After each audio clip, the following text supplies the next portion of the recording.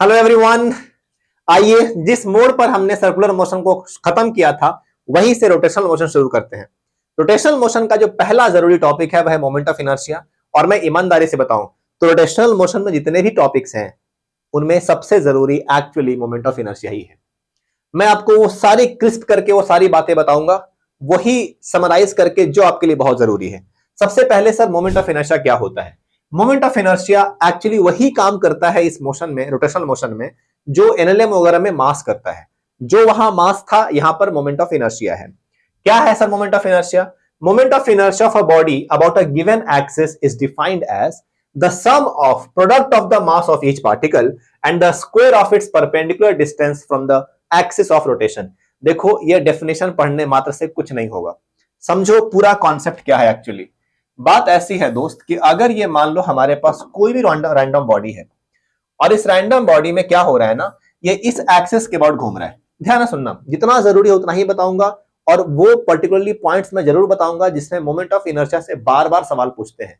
मैंने वो जो वीडियो अपलोड की थी ना कि most important question in rotational motion, वहां भी मैंने इसका जिक्र किया था कि किस तरीके से मास को सरफेस मास डेंसिटी के टर्म्स में कहीं कहीं लिखा जाता है, किस तरीके से मास को लिनियर मास डेंसिटी में कन्वर्ट करते हैं, किस तरीके से मास को डेंसिटी इनटू वॉल्यूम के टर्म्स में लिखते हैं, है ना। तो आइए सब करते हैं। देखो कहानी एक बात समझाओ और मैं ईमानदारी से बताऊं, मैं सच में बहुत बहुत शुक्रगुजार हूं कि सुबह वाले लेक्चर में हमारी ऑडियो का प्रॉब्लम था, उसके बाद भी इतने सारे बच्चों ने बैठ के लास्ट तक देखा था लेक्चर।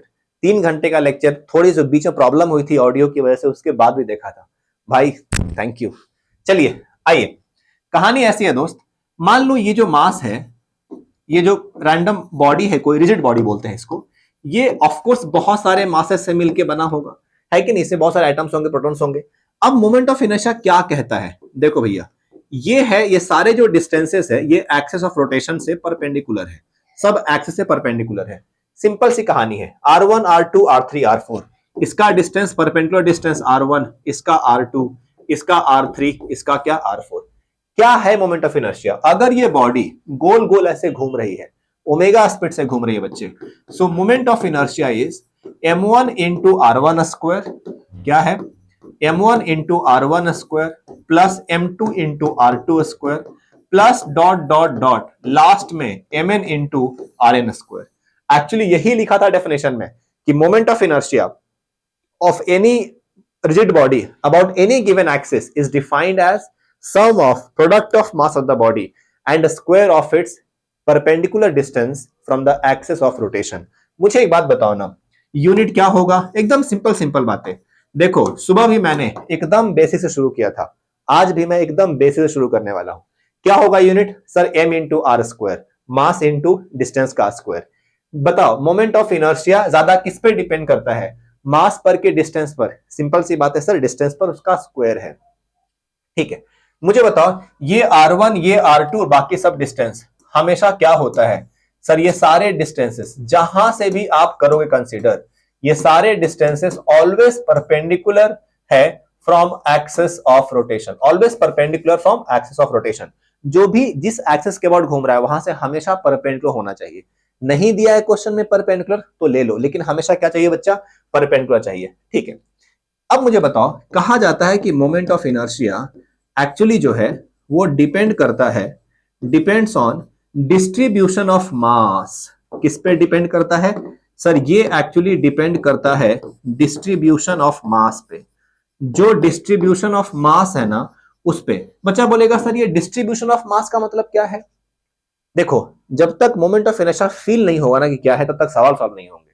सबसे ज्यादा रोटेशनल मोशन में जो सवाल जिस टॉपिक से आते हैं वो यही है। आप एक काम करना, राइट एंगल बैच का रोटेशनल मोशन का किसी भी साल का पेपर उठा लेना, उसका देखना सॉल्यूशन में सबसे ज्यादा सवाल मोमेंट ऑफ इनर्शिया से रहेगा, किसी भी साल में देख लेना। हाँ जी, तो मोमेंट ऑफ इनर्शिया तो जो सबसे ज्यादा जरूरी है उसमें हम सबसे ज्यादा टाइम देंगे बच्चे। ठीक है, moment of inertia depends on distribution of mass, कि मास किस तरीके से डिस्ट्रीब्यूटेड है, ज्यादा मास एक्सिस के पास है कि ज्यादा मास एक्सिस से दूर है। ठीक है, ये क्या करता है? ये वही काम करता है जो हमारा लॉस ऑफ मोशन में एनएलएम में करता है, मास। तो जहां मास है यहां पे मोमेंट ऑफ इनर्शिया है। ठीक है सर, एक बात समझो, मैं तुमसे एग्जांपल ले रहा हूं। 2 अंडे हैं, ठीक है, 2 अंडे। कहानी ऐसी है दोस्त कि एक है रॉ अंडा और दूसरा है बॉइल्ड अंडा। इस एग्जांपल से पक्का मोमेंट ऑफ इनर्शिया समझ में आ जाएगा बच्चा। एक है रॉ और एक है बॉइल्ड। कहानी ऐसी है कि दोनों को अपने सेंटर के अबाउट घुमाया गया। ये दोनों अंडा हर तरीके से आइडेंटिकल है, same mass, same size, same radius, same मुर्गी के अंडे हैं, और जिस मुर्गे की वजह से उस मुर्गी को 2 अंडे हुए वो मुर्गा भी सेम था। क्या बोल रहा हूं मैं भी, खैर, तो हर तरीके से दोनों क्या है, आइडेंटिकल है। कहानी है कि सर दोनों को सेम स्पीड से घुमाया। बताइए, एक कच्चा अंडा है, एक बॉइल्ड अंडा है, कौन से अंडे का मोमेंट ऑफ इनर्शिया ज्यादा होगा? और मुझे पता है तुम्हारे ध्यान में क्या चल रहा है, सर दोनों का सेम ही होगा। बिल्कुल गलत। फिजिक्स और जिंदगी एक जैसी होती है दोस्त, जैसा लगता है कि होगा वैसा होता नहीं है, और जो नहीं लगता है वही साला हो जाता है कि नहीं?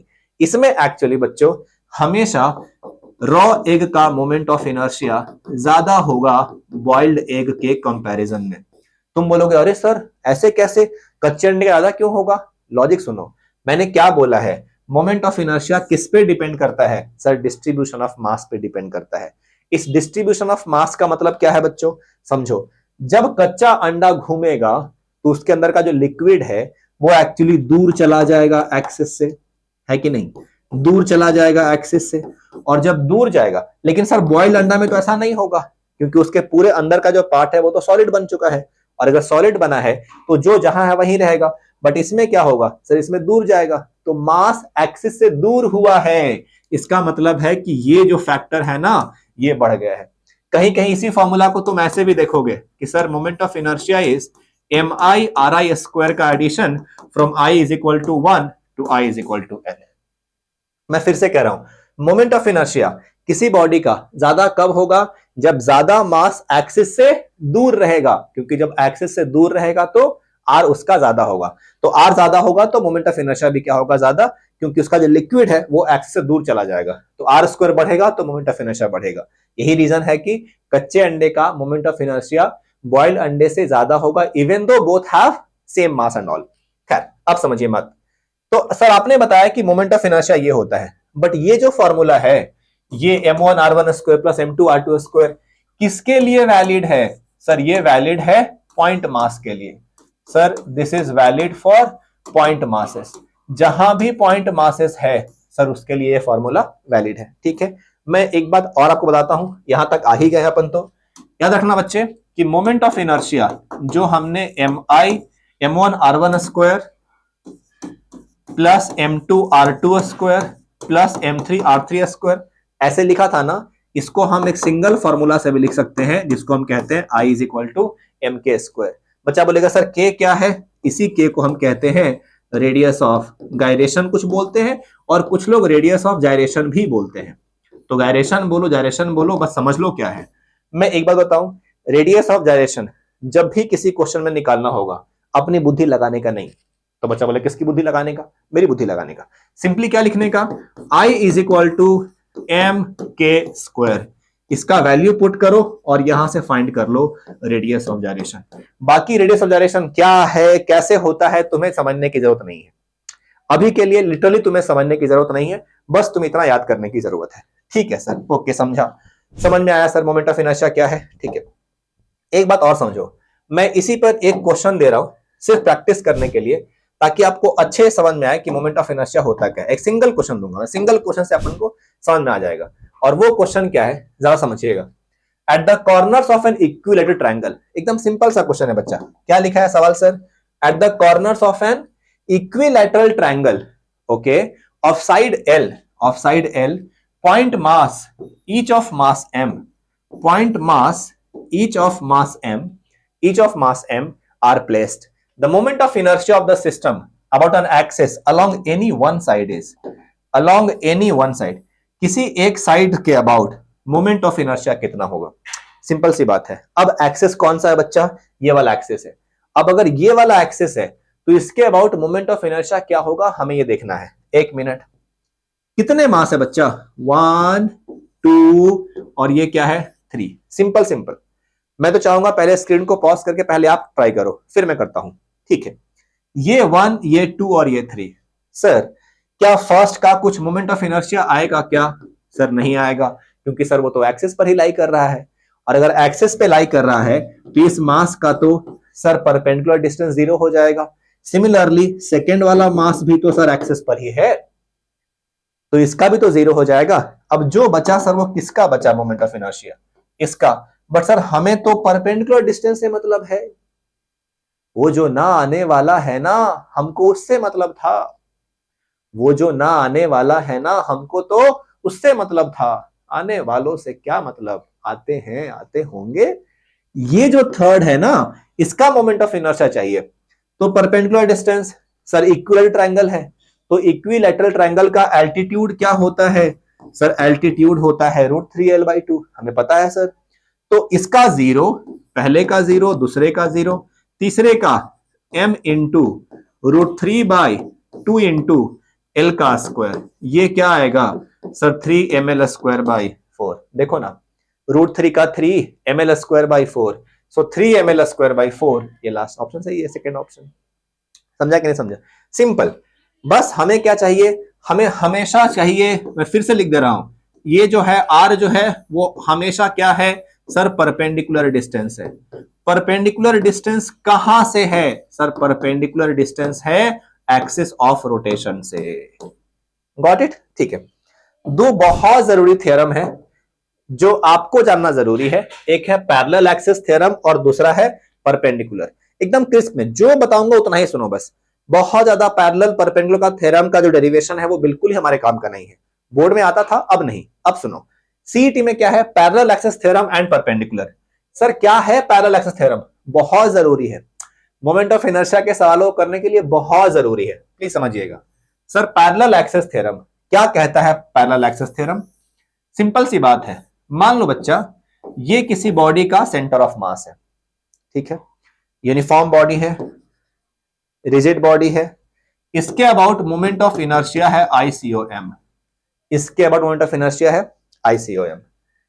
r डिस्टेंस पे एक एक्सिस है, सुनो मेरी बात ध्यान से, r डिस्टेंस पे एक एक्सिस है, ठीक है, ये इसके अबाउट घूम रहा है r डिस्टेंस पे। अगर ये सेंटर ऑफ मास के अबाउट घूमता तो उसका है सेंटर, उसका मोमेंट ऑफ इनर्शिया है ICOM।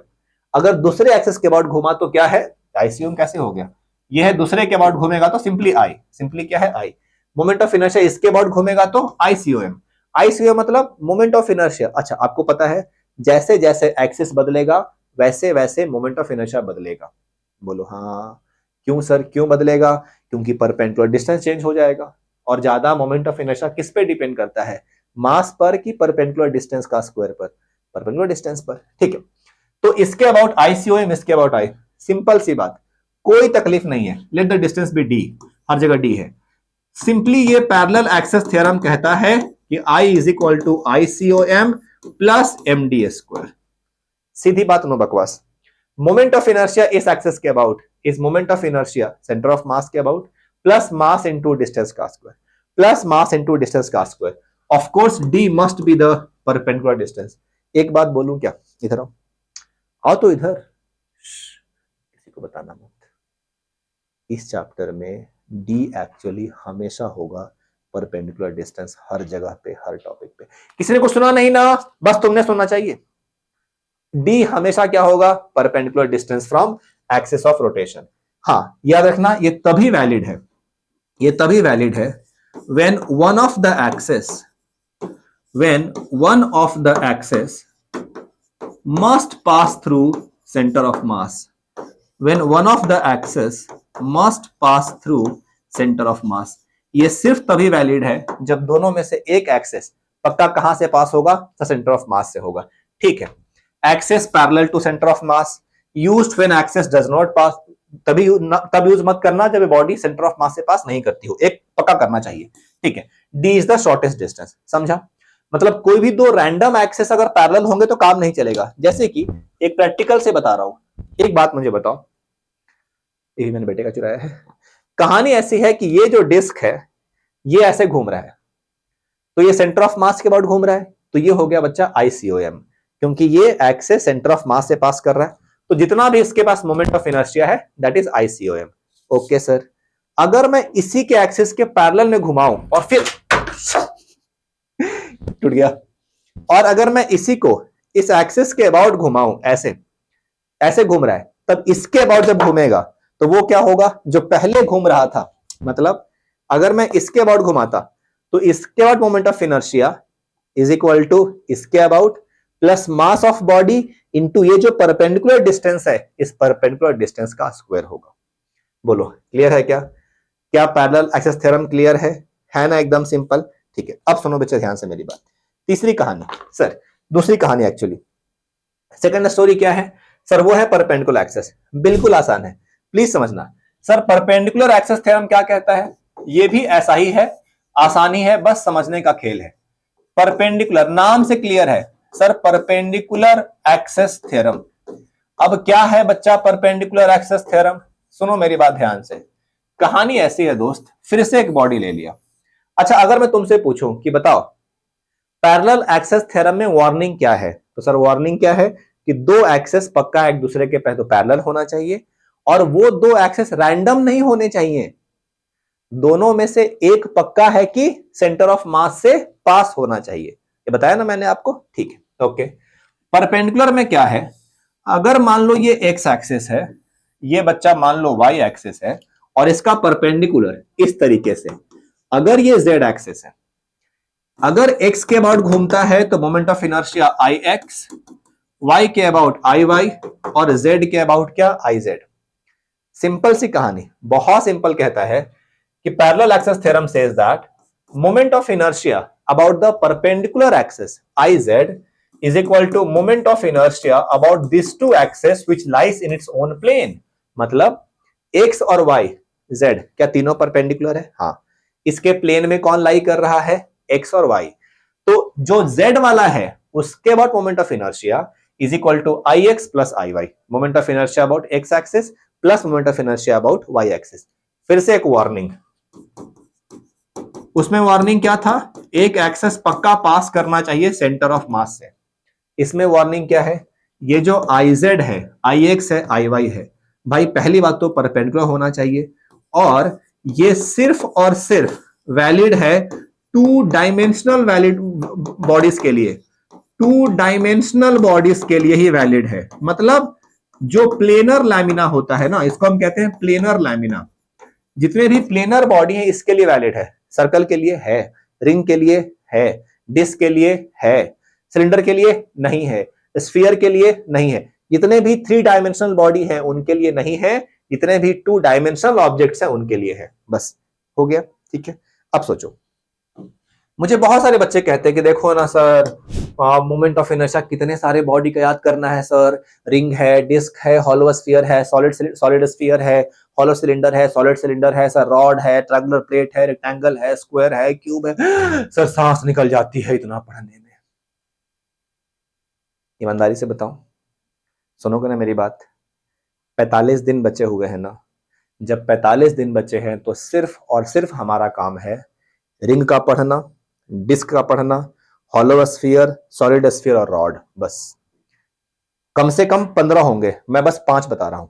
Ring, disc, hollow sphere, solid sphere, rod, बस इतना पढ़ना है। इसका हर एक्सेस के अबाउट, जैसे कि रिंग का moment of inertia perpendicular axes के about sir M R square, diameter के about sir M R square by 2। ठीक है, चलो एनुलर डिस्क की जरूरत है नहीं तो मैं इसको भी ओमिट करता हूं। सर आगे बढ़ते हैं। डिस्क का sir M R square by 2, central axis perpendicular, central axis perpendicular, कौन सा सेंट्रल एक्सेस परपेंडिकुलर? ये वाला। इसके अबाउट कितना होगा? M are square by 2। यही अगर मैं इसके किसी डायमीटर के अबाउट बोलूं, डायमीटर ये क्या है? डायमीटर है, डायमीटर कैसे घूमेगा? ऐसे जुई जुई जुई जुई जुई जुई ऐसे घूमेगा डायमीटर के अबाउट। डायमीटर के about sir M R square by 4। ठीक है, अगर कोई टैंजेंट होगा, अगर कोई टैंजेंट होगा जो यहां से पास कर रहा है तो इसके अबाउट क्या होगा? Sir 5/4 m are square, 3/4 m are square plus m are square 7 एक मिनट, यहाँ पे कितना एम आर स्क्वायर बाई 4? हाँ 5/4 मैंने सही बोला था। कैसे? सुनो मेरी बात, यूज करना है पैरेलल एक्सेस थ्योरम। जैसे कि कहीं लिखा भी होगा, वो कहीं ना कहीं लिखा हुआ होगा, रुको बताता हूं।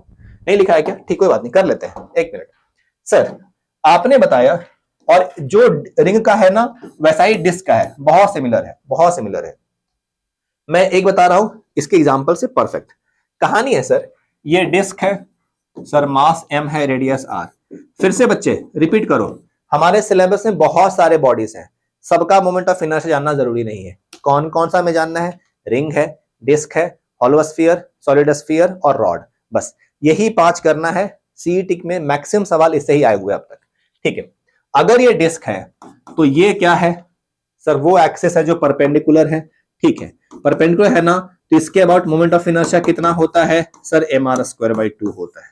ठीक है सर, अगर कभी बोला कि बताओ किसी डायमीटर के अबाउट, ये डायमीटर है सर, डायमीटर के अबाउट कितना होगा, तो क्या बोलना है सर? डायमीटर के अबाउट ये होगा mr²/4। ठीक है, डायमीटर के अबाउट कितना होगा? mr²/4। 5 ही पढ़ना है, सिर्फ 5 पढ़ना है, बट जो पढ़ना है अच्छे से पढ़ना है, कंप्लीट पढ़ना है हमें। ठीक है, चलो कभी पूछ दिया कि बताओ हमें ना मोमेंट ऑफ इनर्शिया इसके अबाउट बताओ। ये है टेंजेंट, ये क्या है सर? ये टेंजेंट है, और ये टेंजेंट कहां लाई करता है सर? इसी के प्लेन में लाई करता है। जब इसी के प्लेन में लाई करेगा तो ये वाला प्लस mr² ना, तो ये आएगा sir mr²/4 plus m into r²। जिनको याद नहीं है उनके लिए बता रहा हूं ये। बच्चा बोलेगा सर कैसे किया आपने? क्या ये सेंटर ऑफ मास है? हाँ। क्या ये डायमीटर सेंटर ऑफ मास से पास हो रहा है? हाँ भाई हाँ। क्या इसके अबाउट mr²/4 है? हाँ। क्या इन दोनों एक्सिस में परपेंडिकुलर डिस्टेंस r है? हाँ। तो ICOM plus mr², parallel axis theorem, ICOM plus mr²। Clear? इसका एग्जांपल देखते हैं। सर अभी जो आपने बताया सर, उसके अकॉर्डिंग इसके about moment of inertia mr²/2, diameter के about sir mr²/4, sir tangent जो उसके प्लेन में लाई कर रहा है उसके अबाउट 5/4। एक और पूछता है, ये मोमेंट ऑफ इनर्शिया ऐसा है जो इसके टेंजेंट से पास कर रहा है, ऐसे पास कर रहा है, टेंजेंट से पास कर रहा है, बट इसके प्लेन के परपेंडिकुलर है, प्लेन के परपेंडिकुलर है सर, उसके अबाउट कितना होता है? 3/2 mr²। ये 4 वैल्यू, रिंग का भी डिस्क का भी, ये 4 वैल्यू पक्का पता होना चाहिए आपको, पक्का पता होना चाहिए। आइए फिर से रिवाइज करते हैं फिर से। सर डिस्क है, इस डिस्क का मोमेंट ऑफ इनर्शिया इसके सेंटर ऑफ मास के अबाउट और perpendicular to the axis mr²/2, diameter mr², बोलो रिपीट करो मेरे साथ, mr²/4, टेंजेंट जो इसी के प्लेन में है 5/4 mr², टेंजेंट जो इसके प्लेन के परपेंडिकुलर है 3/2 mr²। बस इतनी बातें अगर कर लोगे भाई साहब, सच कह रहा हूं इतना ही काफी है, इतना ही हमारे लिए जरूरी है, और हम इतना कर लेंगे तो भी हमारा काम हो जाएगा। बस तो ये छूटना नहीं चाहिए, ये 4 पार्ट डिस्क का और ऐसा ही 4 पार्ट फिर क्या होगा? रिंग का। ठीक है, चलिए ओके। सर रॉड का क्या पता है आपको? रॉड के बारे में लिखा ही हो कहीं सर, रॉड का सेंटर ऑफ मास के अबाउट सर ml²/12, रॉड का सर एंड के अबाउट ml²/3, रॉड का एंड के अबाउट, हाँ जी, रॉड का एंड के about sir ml²/3। Basic formula है, पता होना चाहिए। सर हॉलो स्फीयर का 2/3 mr², सर सॉलिड स्फीयर का 2/5 mr²। किसी भी डायमीटर के अबाउट सर सेम वैल्यू होता है। ज्यादा मोमेंट ऑफ इनर्शिया किसका है? हॉलो स्फीयर का, सॉलिड स्फीयर का? सर हॉलो स्फीयर का। सिंपल करते हैं अपन, है ना? ठीक है, आइए चलो एक सवाल सर, एक सवाल, क्या मैंने पैरेलल और परपेंडिकुलर एक्सिस पढ़ा दिया? हाँ सर पढ़ा दिया। अब उसी के बेसिस पे एक बहुत ही प्यारा सवाल, बहुत ही सिंपल सवाल, प्लीज समझना क्या है। Sir the moment of inertia of a thin uniform rod of mass m and length l about an axis passing through a point, mass m length l about an axis passing through a point at a distance l by 4 from one of its end and perpendicular to the length of the rod and perpendicular to the length of rod। इसके about घूम रहा है, इसके about घूम रहा है, मास M length L. बच्चा बोलेगा सर हमें तो पता था कि ये जो सेंटर ऑफ मास वाला एक्सिस है सर, इसके अबाउट होता है ml²/12 और एंड के अबाउट होता है सर ml²/3। ये तो नया पूछ दिया सर, ये तो एंड से बोल रहा है l/4। कैसे करेंगे बताओ मुझे, सबको बताओ, कमेंट में बताओ क्या लग रहा है तुम्हें, कौन से थ्योरम का यूज करें जिसके बाद इस एक्सिस के अबाउट हमें मोमेंट ऑफ इनर्शिया इस रॉड का पता चल जाएगा। कमेंट करके बताओ मुझे। सुनो बच्चे, let this axis be P and this axis be Q. Of course P passes through center of mass, then and these two axes are of course needless to say these two are perpendicular. So यहां से क्या आएगा sir? Centre of mass का and से distance sir l/2, तो यहां से इसका डिस्टेंस सर l/4 ही आएगा। हम क्या यूज कर रहे हैं बताओ? हम क्या यूज कर रहे हैं, पैरेलल एक्सेस थ्योरम यूज कर रहे हैं। तो पैरेलल एक्सेस थ्योरम में क्या होता है, I Q is equal to I P plus M L by 4 का whole square. Sir moment of inertia P के about M L square by 12, centre of mass का रॉड, सेंटर ऑफ मास के about वही होता है rod का, plus बोलो sir m L square by 16। अब बताओ यहां से क्या होने वाला है, सर दोनों का LCM 48, 12 into 4 sir 4 m L square plus 16 into 3 48 3। इसका मतलब है इस क्वेश्चन का सर आंसर है 7 m L square by 48, 7 m L square by 48, second option. देखा, पैरेलल एक्सेस थ्योरम यूज करने का शानदार क्वेश्चन, बहुत अच्छा क्वेश्चन, बहुत शानदार। क्लियर? अच्छा, अब मैं जिस क्वेश्चन का जिक्र कर रहा हूं प्लीज समझना मेरी बात ध्यान से, ये तो खैर हम आगे करेंगे, अभी ये दोनों पार्ट जो है 23 ये जो क्वेश्चन, ठीक है फाइन, ये हम करते हैं अभी, रुको। खैर इसके पहले, वो दोनों क्वेश्चन के पहले मैं चाह रहा हूं कि ये क्वेश्चन बताऊं, क्योंकि मेरा इंटरेस्ट इसी में है। जब मैंने बार बार कहा था, उस वीडियो जो मैंने आपको दिया है उसमें भी बताया था कि कहीं का अगर मोमेंट ऑफ इनर्शिया 3/2 mr² है तो क्वेश्चन में डायरेक्टली मास नहीं लिखा होता है, बिल्कुल नहीं, डायरेक्टली मास नहीं लिखा होता है, मास को किसी और टर्म में लिखना होता है, और बहुत बार मास को तो डेंसिटी इंटू वॉल्यूम के टर्म्स में लिखना होता है। और फिर ये भी हो सकता है कि डेंसिटी इंटू वॉल्यूम, वॉल्यूम को लिखना होगा पाई आर स्क्वायर एच या pi are square into t. वैसे भी volume is equal to area into thickness होता है। मैं चाह रहा हूं कि ये सवाल ध्यान से पढ़ो, कई बार पूछा गया है, ये तो बस 23 लिखा हुआ है, 21, 25 सब जगह पूछा हुआ है, बहुत बार पूछा गया है, बहुत ही अच्छा सवाल। आइए, a circular disc x of radius r is made from a metal plate of density q and thickness t. Another disc y of radius 4r of thickness t by 4 is prepared from the same metal. The ratio iy by ix of their moment of inertia is. सुनो, हमें तो चाहिए simple moment of inertia, but क्या simple मास दिया है क्या? नहीं ना। ऐसे ही क्वेश्चन का मैं जिक्र कर रहा था अपने उस वीडियो में जो कल शाम को जो अपलोड हुआ है। A circular disc x of radius r, of radius क्या r, is made from a metal plate of density क्या sir, density q, and thickness भी दिया है, ओहो तभी तो वॉल्यूम निकाल पाएंगे, एंड इसका जो थिकनेस है बच्चा, वो थिकनेस क्या है सर, थिकनेस t है। Another disc y of radius 4r, ओहो another disc y of radius क्या है सर, 4r रेडियस है, एंड थिकनेस t by 4, इसका जो थिकनेस है वो क्या है सर, t by 4 है, is prepared from the same metal, दोनों का मेटल सेम, दोनों की density same. The ratio iy by ix of their moment of inertia is, ये y है और ये x है। एक्सिस नहीं दिया है, तो जब भी नहीं दिया रहेगा तो वो सेंट्रल एक्सिस जो सेंटर ऑफ मास से पास कर रहा है, और एक्सिस के परपेंडिकुलर हम वही लेते हैं। ठीक है, एक मिनट सुनो मेरी बात ध्यान से, बहुत अच्छा क्वेश्चन है, ईमानदारी से बता रहा हूं, ऐसे कई बार सवाल रिपीट हुए हैं। Sir moment of inertia of a disc is what sir, mr²/2। Yes, देखना एकदम शॉर्ट में कैसे करना है, एकदम शॉर्ट में कैसे करना है, I is equal to mr²/2, but problem क्या है, mass is not given, not to worry sir, mass is equal to density q into volume, but volume is pi are square into T, volume is area into length, area is pi are square into length is thickness, into क्या sir, into are square divided by 2। कोई बात नहीं sir, देखो ना, Q into pi R का power 4 into T divide by 2। ठीक है, ये हो गया मोमेंट ऑफ इनर्शिया। जरा अब समझो, क्या Q कांस्टेंट, क्या पाई कांस्टेंट, क्या 2 कांस्टेंट? हाँ, तो अब बताओ moment of inertia of y by x क्या होगा, रेडियस किसका, y का कितना है 4r, बाई रेडियस किसका, x का कितना है रेडियस, डायरेक्टली प्रोपोर्शनल है ना।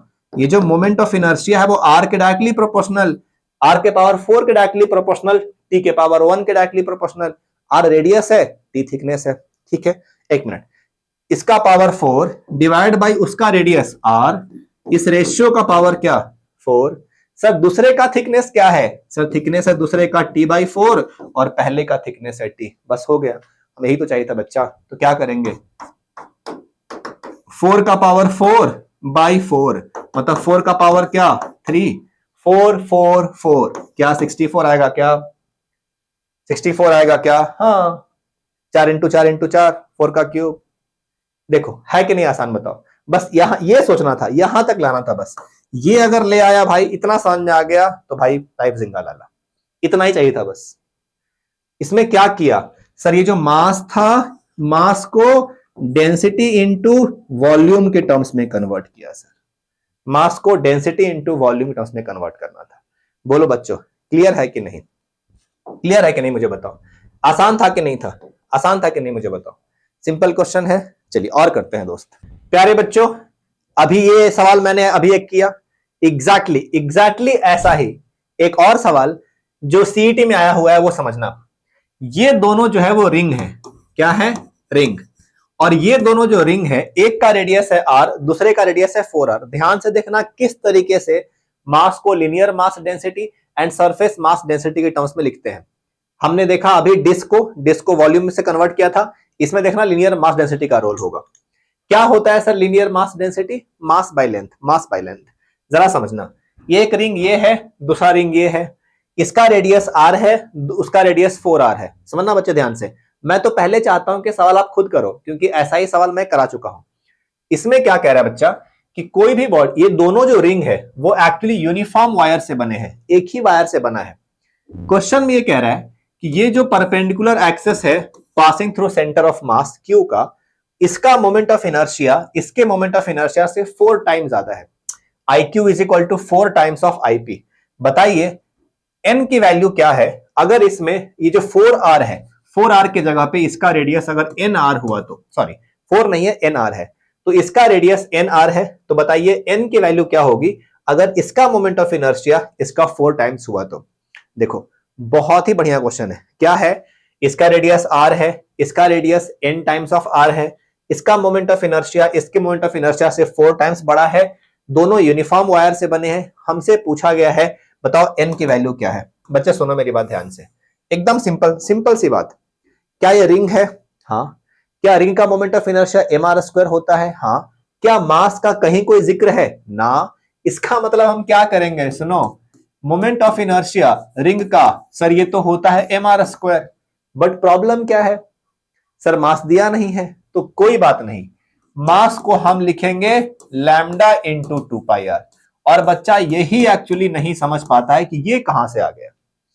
यहां पर हमने एक नया टर्म इंट्रोड्यूस किया है। क्या नाम है उसका? लैम्डा। लैम्डा क्या है? Mass by length. Mass per unit length is lambda. Mass per unit length is lambda. ठीक है, सो लैम्डा, तो मास per unit length is lambda. तो बताओ मास क्या आएगा? मास इज इक्वल टू, यहां से क्या आएगा सर, लैम्डा इंटू लेंथ आएगा, आएगा ना? अब समझो, so mass is equal to lambda into length, lambda into length. But sir length किसका? लेंथ तो सरकमफेरेंस का, क्योंकि रिंग की बात हो रही है, तो वो तो आएगा सर 2πr। हाँ, 2πr इंटू क्या? r²। ये क्या है सोचो, lambda into 2π, yes sir, lambda into 2π। एक r यहां, एक r यहां, इसका मतलब क्या है सर, r³ है ना फिर तो। अच्छा, तुम बोलो, आप एक सवाल पूछ सकते हो कि सर मोमेंट ऑफ इनर्शिया को क्यों आपने बस रेडियस के टर्म्स में लिखा है, क्योंकि बस रेडियस का ही फर्क दिया है। अच्छा, नाउ इसका मतलब sir moment of inertia of Q end moment of inertia of P, IQ by IP क्या रिलेशन है सर? 4 है। बट मोमेंट ऑफ इनर्शिया क्या होता है रिंग का? mr²। mr² के जगह पे क्या लिखें? Lambda into 2π, lambda into 2π into क्या? r³। बट इसका r के जगह पे क्या है? n, r का होल क्यूब ना, मतलब n into r³। Yes sir. इसका moment of inertia lambda into 2π into उसका रेडियस क्या है? r³। आप देख रहे हो इसमें जो भी फर्क है वो सिर्फ और सिर्फ किसका है? रेडियस का है, क्योंकि हमने मास को रेडियस के टर्म्स में लिखा है। क्यों किया ऐसा? क्योंकि मास के बारे में कोई जिक्र ही नहीं है। So lambda 2π, lambda 2π sir cancel. अब बताओ बच्चे, n³ इज इक्वल टू 4, तो आंसर क्या आएगा बताओ सर? 4 का पावर 1/3। कभी कभी ये लिखा होता है या फिर 2 का पावर 2/3 भी लिखा रहता है। देखो समझा? इसमें फॉर्मूला पूछोगे सर कौन से फॉर्मूला पे सॉल्व हुआ, तो फॉर्मूला तो बस सिंपल था कि किसी भी रिंग का मोमेंट ऑफ इनर्शिया mr² होता है।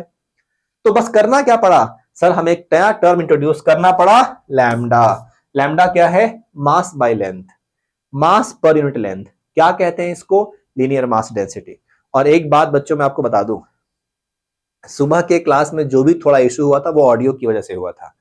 हम उसको कल तक पूरी तरीके से ठीक कर लेंगे। तो जो नेक्स्ट क्लास परसों हमारा है संडे को, जिसमें मैं dual nature of radiation matter पढ़ाने वाला हूं, आप सबसे रिक्वेस्ट है, हाथ जोड़ के रिक्वेस्ट है, सबको ही आना, पक्का समझ में आएगा। देखो टीचिंग में आपने खुद मुझे बोला है सर टीचिंग में आपकी कोई दिक्कत नहीं है, थोड़ी बहुत जो टेक्निकल चीजें हैं वो हम सही कर लेंगे, पहले भी हमने किया है आगे भी कर लेंगे। बहुत शानदार लेक्चर होने वाला है, जो भी सवाल होगा पक्का सॉल्व हो जाएगा जो इस साल सीईटी में आ रहा है। बस करना क्या है, संडे को जरूर आइएगा, जरूर आइएगा, जरूर आइएगा। एक बात मुझे बताओ यार, मैं इतना रिक्वेस्ट कर रहा हूं जरूर आना, क्या इस बात के हमने कोई फी लिया है क्या? बाकी सारे एडुकेटर्स जब इसके आपसे कम से कम 3,000, 4,000, 5,000 रुपए लिए हैं, हम इसको फ्री में कर रहे हैं। तो भाई साहब ये जो आपकी जो रिजल्ट है, आपके जो पैशन है, आपका जो हमारे प्रति जो लगाव है वो मेंटेन रखना, वही हमारी फीस है। जरूर आना संडे को, जो भी टेक्निकलिटीज थोड़ी सी इशू हुए थे सुबह में वो हम जरूर ठीक कर लेंगे। और देखो सुबह इशू हुआ तुरंत मैंने क्या किया, जितना पार्ट बचा हुआ था मैंने यहाँ अपलोड कर दिया है कि बच्चे का नुकसान ना हो। हम अपने शेड्यूल को स्ट्रिक्टली फॉलो करेंगे। 45 दिन, सिर्फ 45 दिन जरूरी है आपका मुझे देना, सो दैट मैं कोशिश करूं मैं ड्रीम कॉलेज पहुंचाने में आपके एफर्ट्स में अपना कंधा लगा सकूं। जरूर आइएगा। चलिए ठीक है, ये हो गया रिंग। ऐसे 2 क्वेश्चन हमने कर लिया, ठीक है। अब जरा बच्चा सुनो, एक और मुझे कॉन्सेप्ट पढ़ाना है आपको, वो जरूरी कॉन्सेप्ट है। मुझे एक बात बताओ, सिंपल सिंपल छोटी छोटी बातें करते हैं। सर अगर कोई बॉडी सिर्फ और सिर्फ ट्रांसलेशन में हो, बच्चा बोलेगा सर ये ट्रांसलेशन क्या है जी? ट्रांसलेशन का मतलब होता है सीधा चलना, स्ट्रेट लाइन मोशन। तो अगर ट्रांसलेशनल काइनेटिक एनर्जी है, तो ट्रांसलेशनल काइनेटिक एनर्जी हम सबको पता है कि सर ये होता है हाफ mv²। हाँ सर, ट्रांसलेशनल हाफ mv²। तो बताओ बच्चों रोटेशनल काइनेटिक एनर्जी क्या होगी? भाई एक बात बताओ, क्या घूमते हुए ऑब्जेक्ट के पास रोटेशनल काइनेटिक एनर्जी है क्या? अगर डाउट है तो एक काम करो, घूमते हुए पंखे में हाथ डाल के देखो, मजा आ जाएगा। वो जो अद्भुत एहसास जो होगा ना, तब तुम्हें समझ में आएगा कि हाँ सर घूमते हुए ऑब्जेक्ट के पास भी काइनेटिक एनर्जी होती है। तो हाफ सर जहां जहां मास है वहां यहां पे क्या होगा? Sir moment of inertia. वहां भागने की रफ्तार, सर यहां पे क्या होगी? घूमने की रफ्तार। समझा कि नहीं? वहां भागने की रफ्तार, यहां पर क्या है सर? घूमने की रफ्तार। वहां हाफ mv², यहां पे क्या? Half i⍵²। चलिए कुछ बातें और करते हैं डिस्कस। क्या फोर्स और टॉर्क आपको पता है साहब क्या होता है? सिंपल सिंपल, जितना जरूरी है मेरे दोस्त बस उतना ही, बस उतना ही, ठीक है।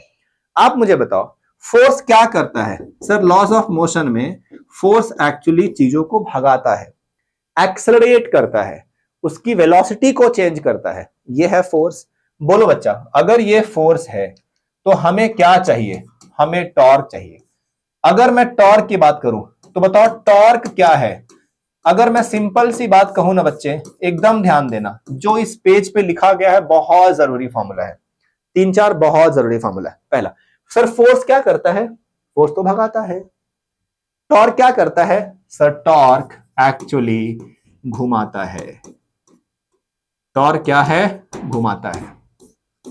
नहीं, इसका मतलब ये नहीं कि वो तुम्हें घुमा रही है, तुम पे टॉर्क लगा रही है, तुम खुद ही घूम रहे हो, वो अलग घुमाने का अंदाज है। ये मैं किसी बॉडी को घुमाने की बात कर रहा हूं। जैसे कि एक बात समझो, ये बॉडी है, मैंने इस पे टॉर्क लगाया, जब पहले टॉर्क नहीं लगाया था तो ये सर नहीं घूम रहा था।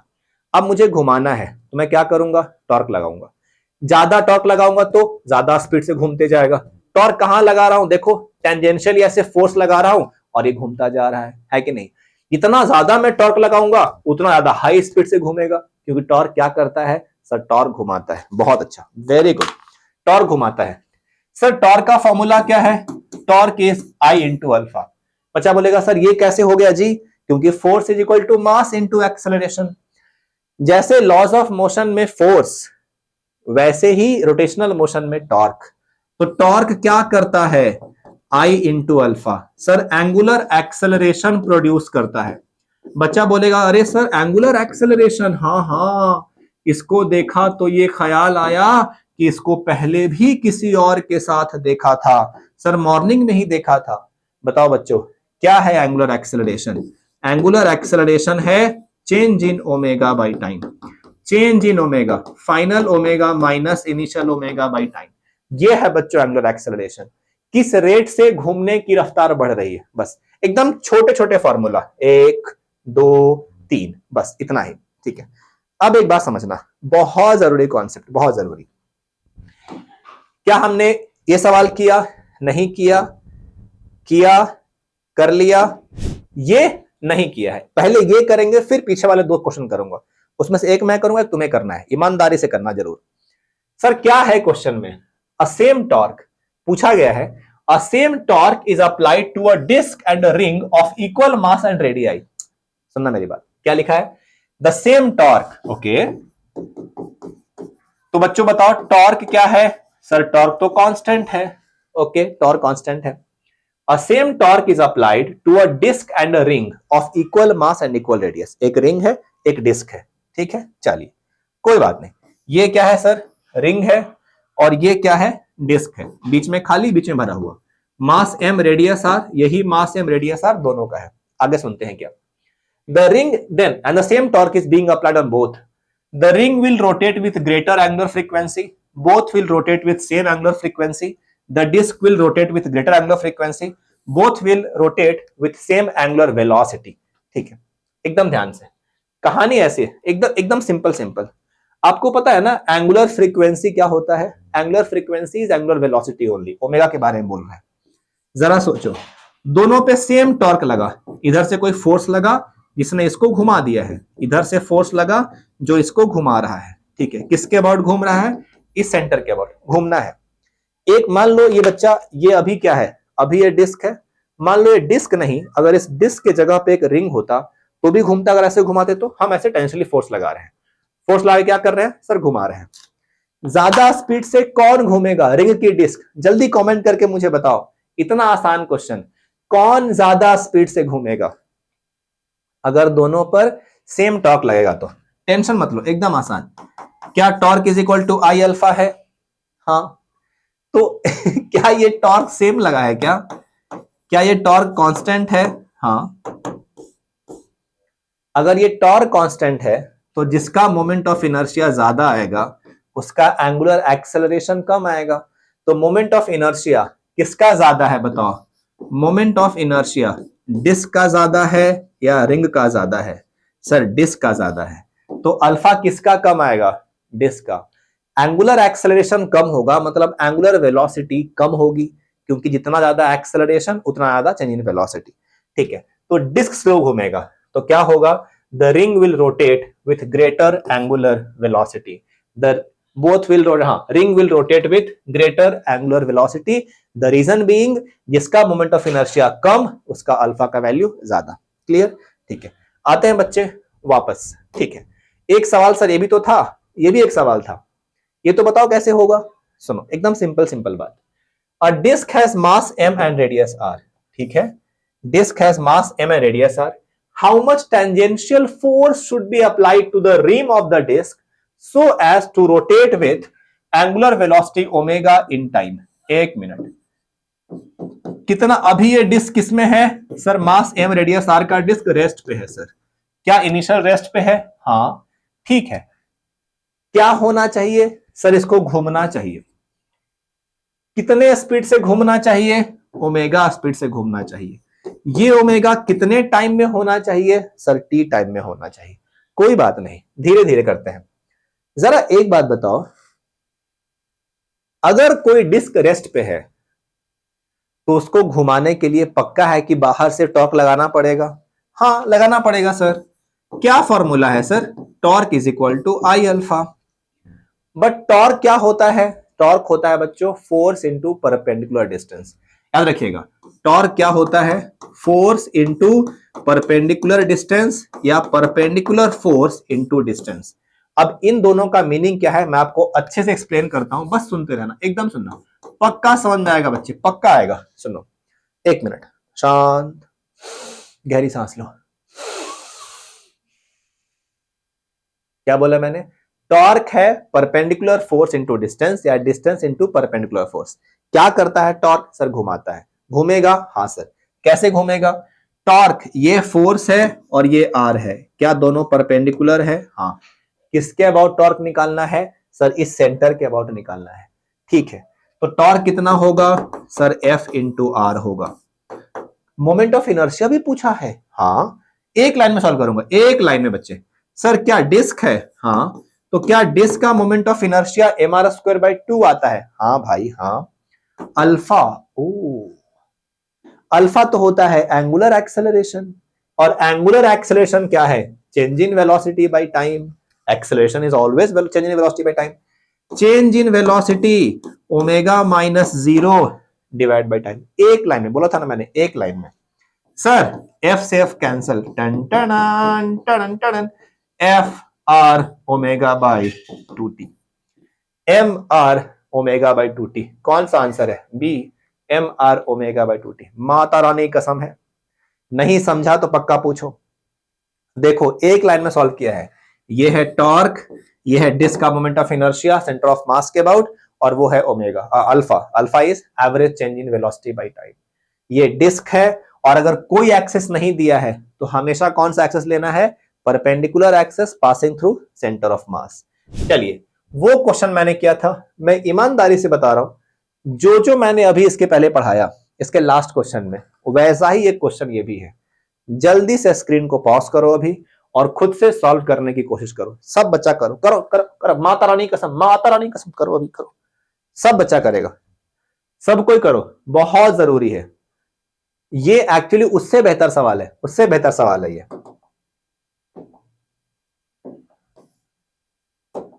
जल्दी करो बच्चे, वेट कर रहा हूं मैं तुम्हारे आंसर का, तुम्हारे आंसर का वेट कर रहा हूं मैं। अ डिस्क ऑफ मास 25 kg। सुनो बच्चे क्या है, अ डिस्क ऑफ मास क्या 25 kg, एंड रेडियस कितना है बच्चा, sir 0.2 metre, rotating at 240 RPM. Oh nice. RPM को कैसे कन्वर्ट करते हैं मैंने बताया आप लोगों को, इतना रेडियन पर सेकेंड, ठीक है। और रिटार्डिंग टॉर्क, रिटार्डिंग का मतलब क्या है, वैसा टॉर्क जो उसके स्पीड को कम करे, ठीक है। A retarding torque brings it to rest in 20 seconds. Oh, so final velocity is 0 and the time taken will be 20 seconds. बहुत अच्छा, बहुत अच्छा। Now, if the torque is due to a force applied tangentially, just like the previous question, if the torque is due to the force applied tangentially on the rim of the disc, then find the magnitude of the force. बहुत अच्छा question है, दो step में होगा। सबको पता है कि सर फॉर्मूला कौन सा लगेगा, torque is equal to I alpha. क्या हम मोमेंट ऑफ इनर्शिया निकाल सकते हैं, डिस्क है इसलिए मैंने कहा था ring, disc, hollow sphere, solid sphere, rod, बस बस इतना ही काम का है तुम्हारे लिए, इतना ही काम का है, ठीक है। नाउ ओमेगा है ये इनिशियल ओमेगा, ये फाइनल ओमेगा। बच्चों एक बात बताओ ना, क्या इनिशियल घूमने की रफ्तार मालूम है, हाँ, क्या फाइनल मालूम है, क्या टाइम भी मालूम है, जब सब मालूम है तो क्या करेंगे, हवन करेंगे, हवन करेंगे, हवन करेंगे, तो बोलो फिर क्या करेंगे। Alpha is equal to change in omega by time, alpha is equal to change in omega. Sir कितना ओमेगा चेंज किया सर, पहले कितना था 0 से 0, 6 into 4 24, 4 into 2 8 pi, initial 8 pi minus final 0 divide by time कितना 20 सेकेंड। चलो ये अच्छा हो गया सर, वैल्यू आ गया 8 पाई बाई 20 निकल गया, ठीक है। आगे क्या करेंगे सर, स्टेप 2। बच्चा पूछ सकते हो तुम सर आप अल्फा क्यों निकाल रहे हो, सबको पता है, ये पूरे मोहल्ले को पता है, torque is equal to I alpha, torque is equal to I alpha, ठीक है। बट ये टॉर्क जो है वो किसी फोर्स की वजह से है। हाँ सर, फोर्स कहां लगा है सर, फोर्स तो टेंजेंशियली लगा है। इस टेंजेंशियल फोर्स लगने की वजह से क्या होगा सर, सर टेंजेंशियल की वजह से ऐसे कोई बात नहीं, बड़े बड़े देशों में ये छोटी छोटी बातें होते रहती है सेनोरिटा। क्या कर रहा था ये सर, टॉर्क लगा घुमा रहा था, अब घुमा नहीं रहा, ऐसे टेंजेंशियल फोर्स लगा के इसको रोक रहा है, रिटार्डिंग टॉर्क है, रिटार्डिंग टॉर्क है, स्लो कर रहा है। तो फिर भी टॉर्क तो होता है force into R, moment of inertia होता है mr²/2, और अल्फा तो हमने पहले ही निकाल लिया। आप खुद बताओ बच्चे, आर से आर कैंसल, हाँ क्या पूछा है, फोर्स ही तो पूछा है ना, ठीक है। तो बोलो फोर्स क्या होगा sir, m r/2 into alpha. बच्चा m r अल्फा, भगवान का दिया सब कुछ है। बोलो कर सकते हो कि नहीं कर सकते हो, है कि नहीं? Simple question. पहले अल्फा फिर बाद में टॉर्क निकालो। टॉर्क क्या होता है? Force into perpendicular distance. किस्मत हमारी अच्छी कि फोर्स और सेंटर ऑफ मास के अबाउट ये दोनों डिस्टेंस पहले से ही क्या है? परपेंडिकुलर है। ठीक है। मैं सॉरी इन्हीं दोनों क्वेश्चन का जिक्र कर रहा था जहां मैंने बताया था कि बहुत जरूरी है बच्चा, बहुत जरूरी है।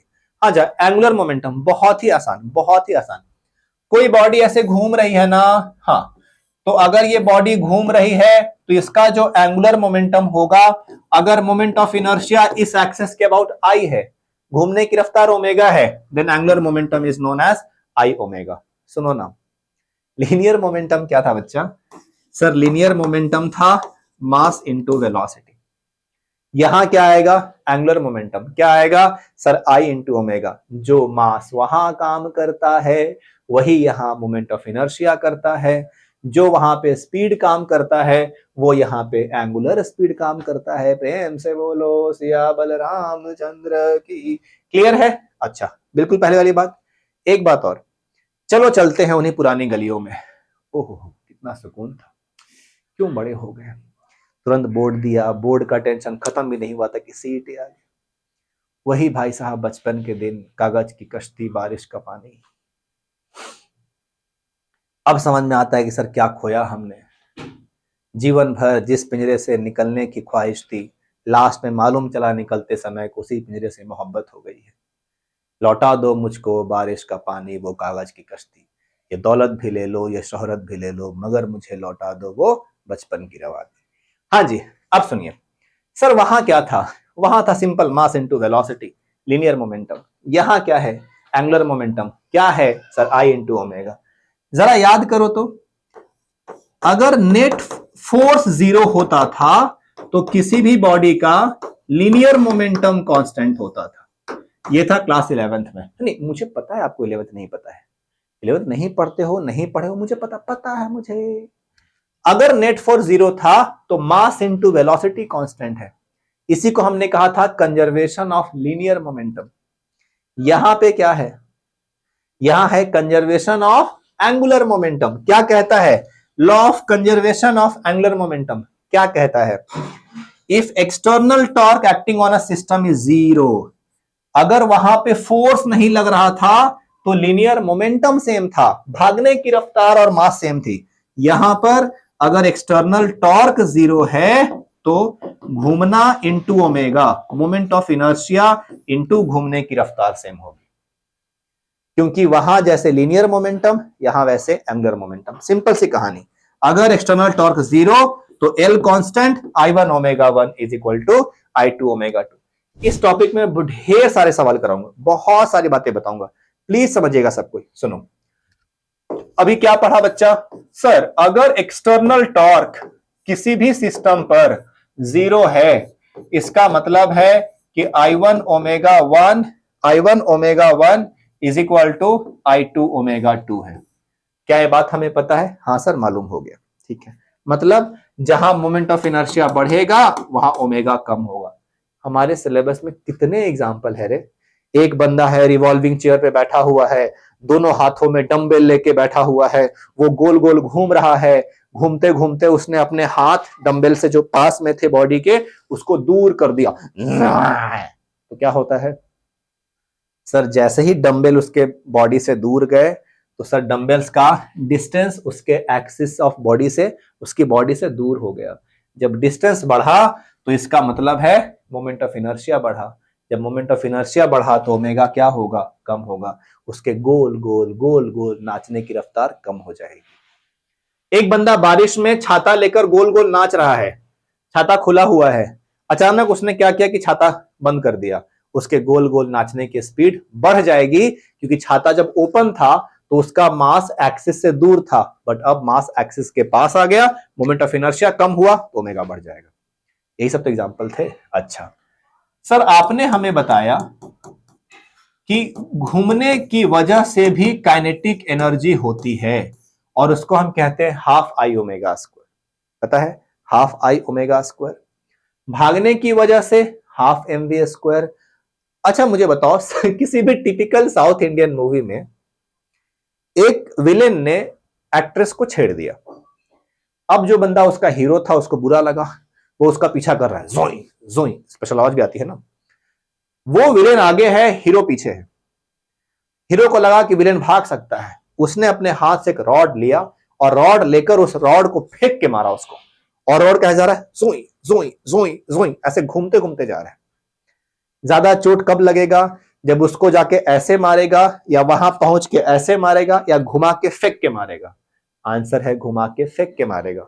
जब ये रॉड हवा में ऐसे झूमते हुए जाएगी, क्योंकि जब यही रॉड अगर हवा में झूमते हुए जाएगी तो इसकी वजह से दो दो काइनेटिक एनर्जी होगा, ट्रांसलेशनल प्लस रोटेशनल। सर ये है काइनेटिक एनर्जी रोटेशन का, सर ये है एंगुलर मोमेंटम रोटेशन का। दोनों के बीच में ये रिश्ता क्या कहलाता है? Rotational kinetic energy is equal to L²/2I। बोलो बच्चों, याद है कि नहीं? Kinetic energy rotational, angular momentum का square divide by 2 into moment of inertia. तो यहां से एंगुलर मोमेंटम क्या आएगा? 2I into rotational kinetic energy. Angular momentum is √2I into rotational kinetic energy. बस इतना ही करना है हमें, यही जरूरी फॉर्मूला है। अगर L दिया होगा, K निकालना होगा, ये यूज करो। K दिया है, L निकालना है, तो ये यूज करो। भगवान का दिया सब कुछ है। आइए आगे बढ़ते हैं, ईमानदारी से बता रहा हूं, मस्त जुगाड़ बताने वाला हूं ऐसे क्वेश्चन में। मस्त जुगाड़ याद रहेगा हमेशा, ये शॉर्टकट याद रहेगा तुम्हें। बहुत अच्छा क्वेश्चन है। क्या है?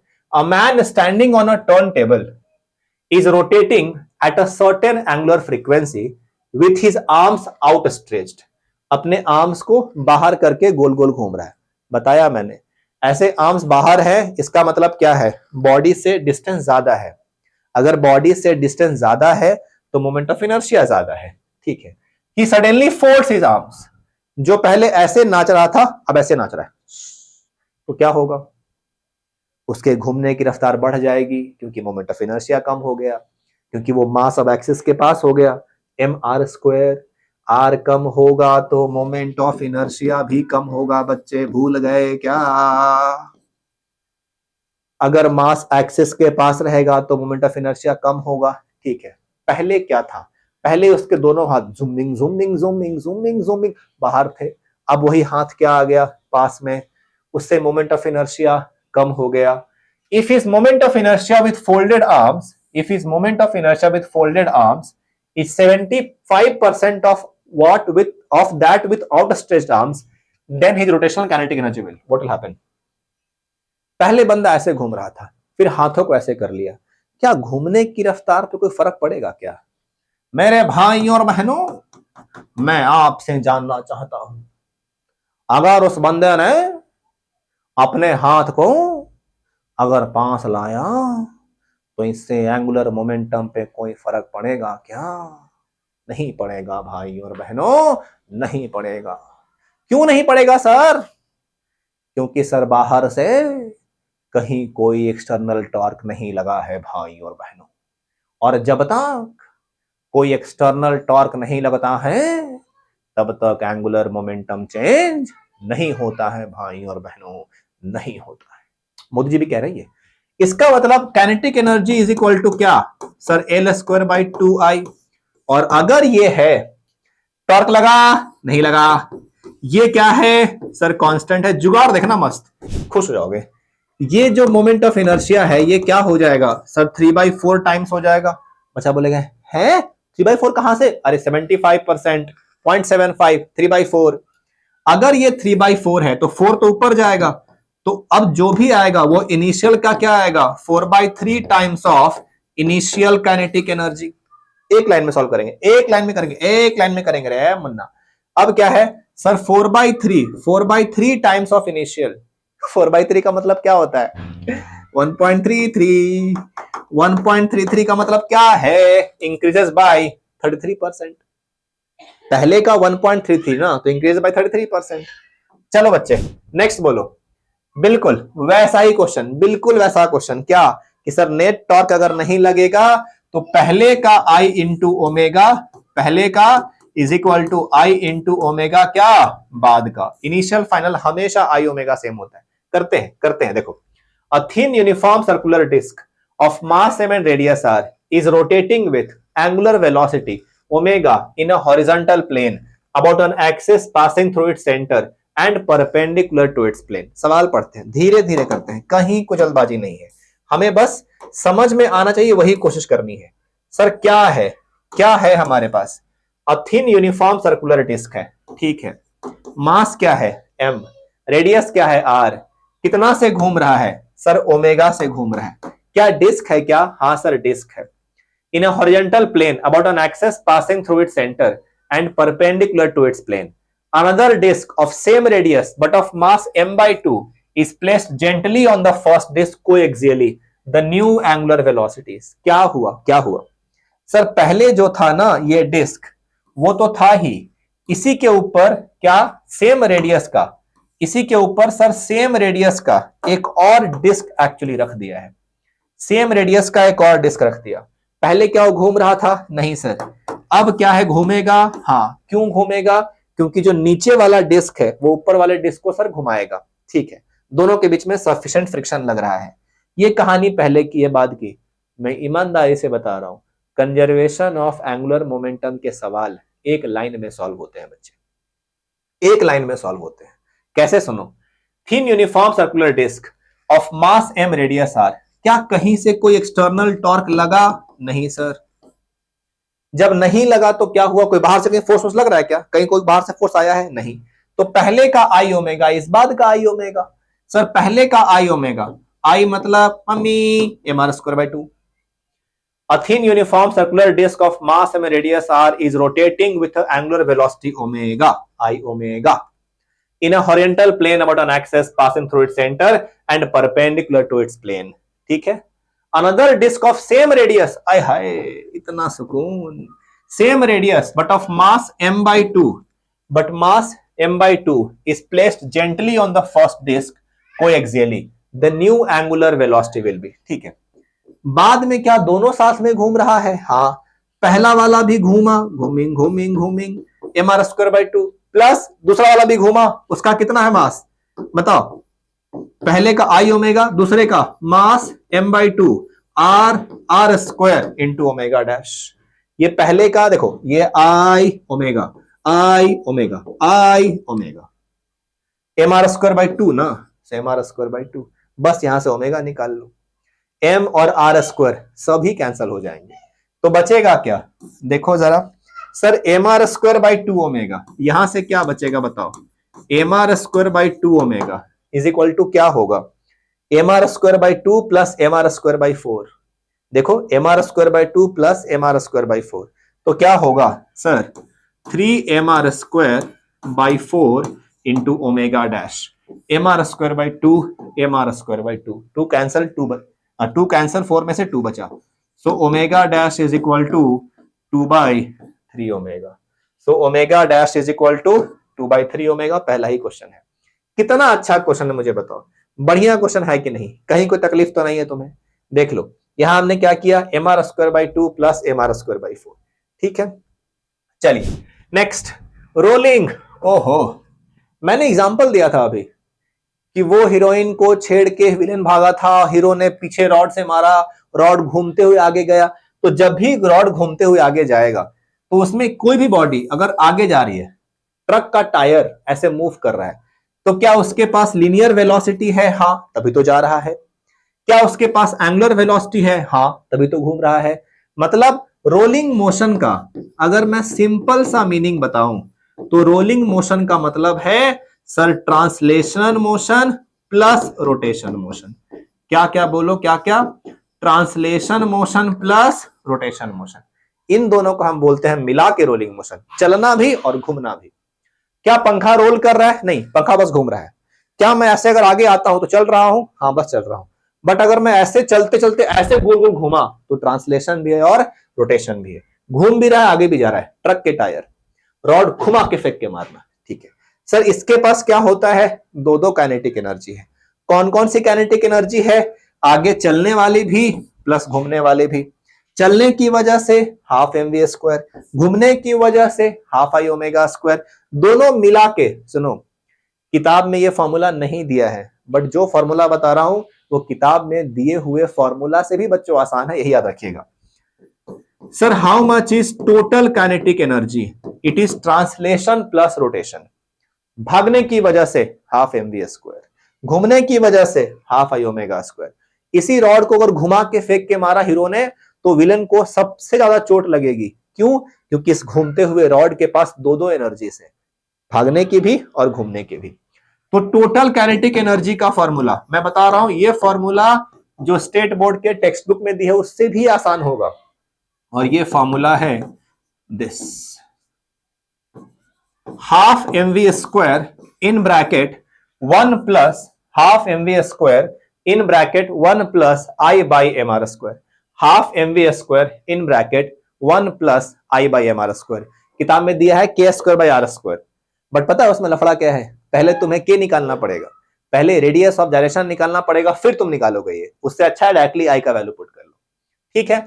चलिए, कई बार पता है कई बार सवाल क्या पूछता है, ये टोटल है, ये ट्रांसलेशन है हाफ एम वी स्क्वायर। कई बार तो सिंपली इन दोनों का रेशियो पूछ लेता है, for a rolling body find the ratio of translational by total. खत्म, हाफ एम वी स्क्वायर खत्म, बचेगा बस ये वाला, टाटा गया, हो गया। समझा कि नहीं समझा बताओ? क्लियर है? एकदम सिंपल है बच्चा, बिल्कुल ही सिंपल है। अच्छा, उस समय मैंने थोड़ी देर पहले रोटेशनल काइनेटिक एनर्जी और एंगुलर मोमेंटम के बीच में रिलेशन बताया था, उस पे एक सवाल छूट गया है, आइए फिर से करते हैं। A body is rotating about its own axis, ठीक है, एक बॉडी है जो अपने ही एक्सिस के अबाउट घूम रहा है, rotating about its own axis, ठीक है। Its rotational kinetic energy is X, ठीक है, its rotational kinetic energy is X and its angular momentum is Y, hence its moment of inertia about the axis is. इतना simple सवाल है, बहुत ही simple सवाल है, बहुत ही सिंपल। कैसे? हम सबको पता है कि sir rotational kinetic energy is equal to L square by 2i, यही होता है। हाँ, तो यहां से फिर I क्या होगा? I is equal to L square by 2 kinetic energy. इसका मतलब moment of inertia is L square, but L क्या है? Y square by 2 times of kinetic energy. मन काइनेटिक एनर्जी कितना है? x, so Y square by 2x। ऐसे simple question आते हैं, फॉर्मूला पुटिंग ऐसे क्वेश्चन होता है। क्या ऐसे क्वेश्चन छोड़ना महापाप नहीं होगा क्या? इसलिए मैं कह रहा हूं रियलिस्टिक बनो। पहला टारगेट 50 में से सिर्फ 25 आने चाहिए। एक बार 25 आएगा, 95 परसेंटाइल क्रॉस करेंगे, तब उसके बाद कॉन्फिडेंस आ जाएगा, उसके बाद और 5-7 क्वेश्चन हम कर लेंगे सही। क्या हमें 50 में 50 करना है? क्या नहीं करना है? नहीं करना है। पहला टारगेट 25, उसके बाद 30, फिर जाएंगे 35 तक। जो बहुत अच्छे बच्चे हैं वो जाएंगे 40 तक, उनकी बड़े लोग हैं भाई साहब, करते रहते हैं कुछ कुछ वो। हाँ जी, next sir, rolling down an inclined plane. एकदम सिंपल बता रहा हूं, जो बता रहा हूं वही सुनना, प्लीज सुनना। Rolling down an inclined plane, sir क्या होता है? किसी भी बॉडी से, पहले टॉपिक समझो क्या है। ये मान लो बच्चा एक इंक्लाइंड प्लेन है, फ्रिक्शन है इसके पास, फ्रिक्शन ही रोलिंग कराएगा। यहां से एक बॉडी है, इस बॉडी को इस पॉइंट पे रेस्ट से छोड़ दिया। अब पता है क्या कर रहा है? हर जगह पे एच हाइट से गिरा है। जो बताऊंगा वही सुनना बच्चों, जो बताऊंगा वही सुनना। ये नीचे गिर रहा है, हाँ सर। जब ये नीचे गिरा तो सिर्फ नीचे ऐसे स्लाइड नहीं हुआ है, रोल करते हुए आ रहा है, डिचुक डिचुक डिचुक डिचुक डिचुक, ऐसे रोल कर रहा है। रोल कर रहा है मतलब हर पॉइंट पे प्योर रोलिंग चालू है इसका, हर पॉइंट पे। मतलब जब नीचे आएगा तो इसके भागने की रफ्तार और घूमने की रफ्तार में रिलेशन क्या होगा? v is equal to R omega. जब नीचे आएगा तो जैसे जैसे स्पीड बढ़ेगी वैसे वैसे घूमने की रफ्तार भी बढ़ेगी। तो क्या होगा सर? जब नीचे आएगा तो जब ऊपर था तो इसके पास सारा एनर्जी पोटेंशियल एनर्जी था, है कि नहीं बच्चा? लेकिन जब वो नीचे आएगा तो उसकी सारी एनर्जी सिर्फ और सिर्फ काइनेटिक एनर्जी हो जाएगी। तो क्या होगा? अरे वही होगा जो मंजूरे खुदा होगा, बहुत जरूरी। वीवीआई है बच्चा, सबसे जरूरी फॉर्मूला। सर जब नीचे आएगा तो उसमें पोटेंशियल एनर्जी का लॉस हो जाएगा, ये पोटेंशियल एनर्जी का लॉस कितना हुआ है, mgh। ये किसमें कन्वर्ट होगा सर, टोटल काइनेटिक एनर्जी में। और टोटल काइनेटिक एनर्जी क्या है, यही है ना, total kinetic energy is half mv square into 1 plus I by M are square. और मेरे प्यारे बच्चों, यहीं से बहुत जरूरी फॉर्मूला, बहुत जरूरी फॉर्मूला, स्पीड क्या होता है, under root 2gh by 1 plus I by M are square. मुझे पता है स्टेट बोर्ड की टेक्स्ट बुक में 1 प्लस के स्क्वायर बाई आर स्क्वायर लिखा है, बट माता रानी की कसम है तुम्हें यही याद रखना है।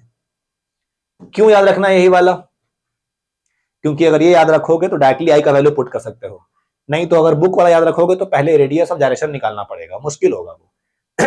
ठीक है सर, ये स्पीड होता है। हाँ सर, टाइम कितना लगेगा सर, सॉरी उसका एक्सेलरेशन कितना होता है, अरे क्या हो गया इसको सर, एक्सेलरेशन का फॉर्मूला क्या है, एक्सेलरेशन का फॉर्मूला है g sine theta by 1 plus I by M are square.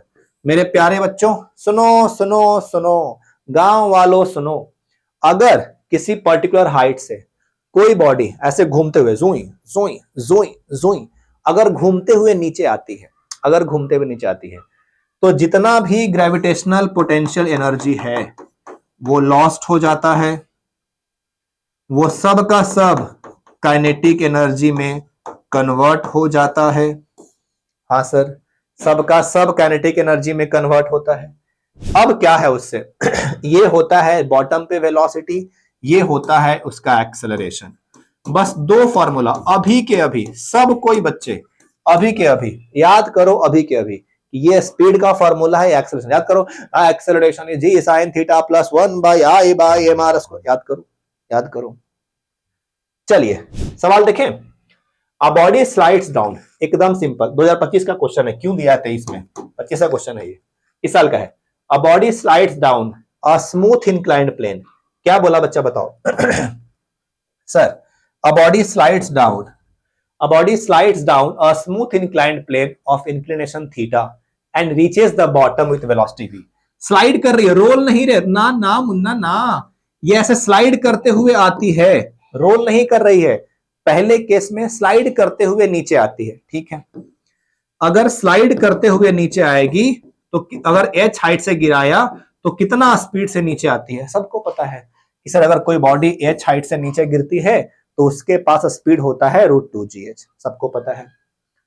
If the same body is a ring, क्या, if the same body is a ring which rolls down the same inclined plane, then the linear velocity at the bottom will be।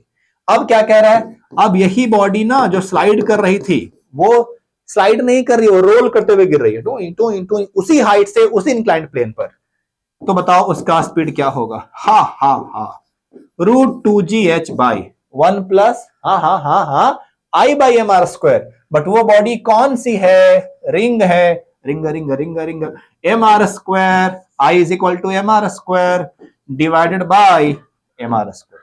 देखो ना speed का formula वही है ना, 1 plus I by M are square, 1 plus 1 1, ये क्या आएगा √2gh by क्या 2, √2gh बाई 2, ये क्या है रे, देखो तो v है ना, तो आंसर क्या आएगा v बाई √2। कैसा लगा बताओ, समझा कि नहीं समझा, पहले डायरेक्टली ओनली स्लाइडिंग, कहीं कोई रोलिंग नहीं है, बाद में रोल करते हुए आ रही है। अच्छा नया सवाल देखो, नया सवाल, ओहो मार ही डाला। Inclined plane makes an angle, ये 25 का सवाल है, क्यों 23 दिया है, देखो इधर, an inclined plane makes an angle 30 degree with horizontal, कोई बात नहीं कर लेंगे सर, अरे इतना कुछ हम बर्दाश्त कर चुके हैं तो आगे भी करेंगे। ये एंगल कितना है बताओ मुझे, an inclined plane makes an angle of 30 degree with horizontal, a solid sphere, क्या बोला है sir, a solid sphere rolling down inclined plane from rest, क्या है sir, mass same radius R, body कौन सी है, सॉलिड स्फीयर, अच्छा अच्छा अच्छा, solid sphere, a solid sphere rolling down an inclined plane from rest, okay fine, initial velocity is 0, without slipping has linear acceleration. इसका linear acceleration क्या होगा हमसे पूछा है। Linear acceleration linear acceleration is g sin theta by 1 plus i by M are square. जैसे ये सारे फॉर्मूले मुझे याद है वैसे आपको भी होने चाहिए। g sin 30 1 by 2 by 1 plus 2 by 5 ना solid sphere 2 by 5 M are square by M are square. 1 से 1 कैंसल, कितना बचा g by 2 by 5 plus 2 7 by 5 ना। एक मिनट यहां कर देता हूं, क्यों रो रहे हो। g बाई 2 5 प्लस 2 7 बाई 5, देखो क्या आएगा बताओ मुझे। 5g बाई 14 यही आएगा ना। हाँ ठीक है ना, 5g बाई 14 कौन सा, बी ऑप्शन। समझा कि नहीं, बस फॉर्मूला पुट करना था। और इसके लिए याद होना चाहिए कि अगर ये सॉलिड स्फीयर है तो moment of inertia is always 2/5 mr square. बोलो बच्चा, क्लियर है। ओह, इस तरीके से हमने पूरा रोटेशनल मोशन समाप्त हो गया हमारा। सर्कुलर मोशन तो मैंने लाइव में किया था, जो रोटेशन का पार्ट बचा था वो मैंने रिकॉर्ड कर दिया है। मुझे उम्मीद है कि आपको पक्का समझ में आएगा। जो भी सुझाव है, अच्छा हो बुरा हो, सब के सब प्लीज कमेंट में लिखना ताकि मुझे समझ में आए और मैं जो भी आपकी परेशानियां हैं, जो भी आप नेगेटिव कमेंट दोगे उसको मैं अगली बार से बेहतर कर सकूं। Thank you. पक्का मिलते हैं संडे को dual nature of matter and radiation chapter में। Thank you.